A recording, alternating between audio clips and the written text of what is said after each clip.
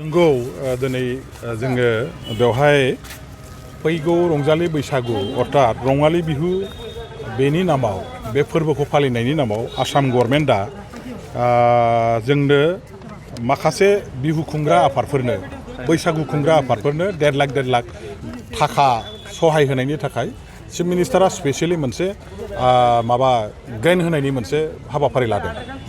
बेखौ जोङो दिनैहाय चेक राननो थाखाय जायफोर सायख'जाबाय बिसोरनो गथायनो थाखाय मोनसे मिटिं लिंनायाव नुजाफैदों आरो नुजाफैनानै जों नुदों बावहाय गासै क'क्राझार जिल्लायाव 6टा बिहु खुंग्रा आफादनो फैसा होनाय जादों, चेक रानना होनाय जाबाय।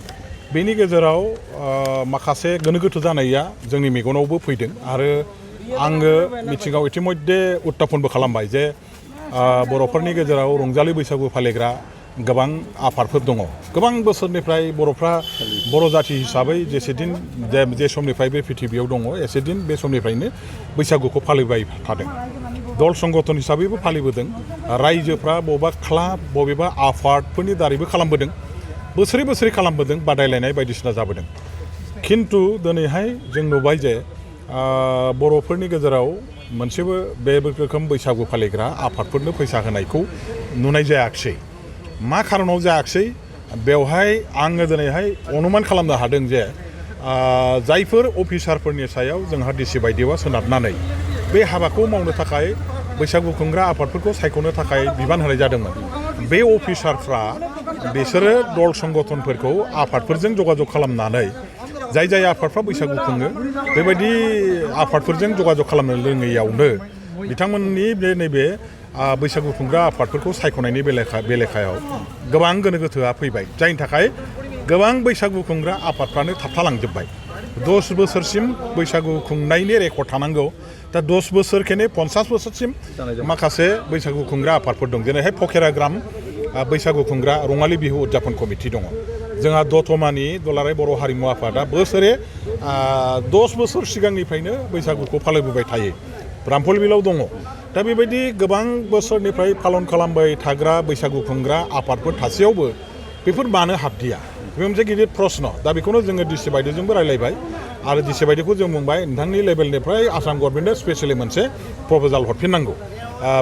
नैबे आफादफ्रा थालांदों आरो बेखौ लानानै रायजोफोरनि गेजेराव दल संगठननि गेजेराव मोनसे रिएक्सन फैदों। गतिके बेसोरखौ थाबैनो गनायथि होनानै 1.5 लाख थाखानि जे रां अनसुंथायारि गभर्नमेन्टनिफ्राय होनाय जागोन बेयाव होनांगौ होननानै दाबि दिखांफिननानै बेखौ बुंनाय लोगो लोगो डिसि बायदिआ गावबो जगाजग खालामफिननोसै होननानै माबाबाय आरो गोरोन्थि जालांनायखौ बिथाङाबो मानिनानै लाबाय आरो उनाव जाहाथे बेबायदि गोरोन्थिया जाया बेखौ जोङो खावलायनाय जादों जे क'क्राझाराव बर'फ्रा मेजर मोनसे जोङो लिडिं कमिउनिटि आरो बर'फ्रा बैसागुखौ बे क'क्राझार बायदियाव आरोखि बयनिख्रुइ साबसिनै बयनिख्रुइ देरसिनै जिहेथु फालिबोबाय थादों इन्टायार जिल्लायावनो, बेवहाय बर'फ्रा दिनै डिप्राइभ जानायखौ बर' मानसिफ्रा रिएक्सन जानाया स्वाभाबिक, जोंनावबो नांदों बियो।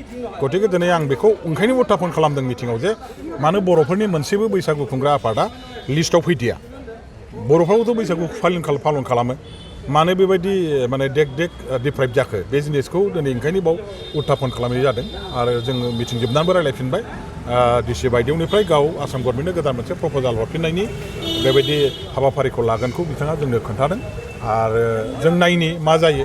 अब्लाबो आं मोनसे खावलायगोन जे बैसागुनि थाखाय सरकारा जोंनो रां अनसुंथाइ होयोब्लाबो होआब्लाबो जों जिहेथु बैसागुखौ बर'फ्रा फालिबोबाय थादों, सरकारनिफ्राय मोनबाबो मोनाबाबो जोङो बैसागुखौ पालन खालामनांगोन। दिनैसो मोनदों होननानै जेन'बा दिनैसो फालिगोन, गाबोन मोनला होननानै गाबोन बन्द' खालामगोन बिदि खोथा गैया।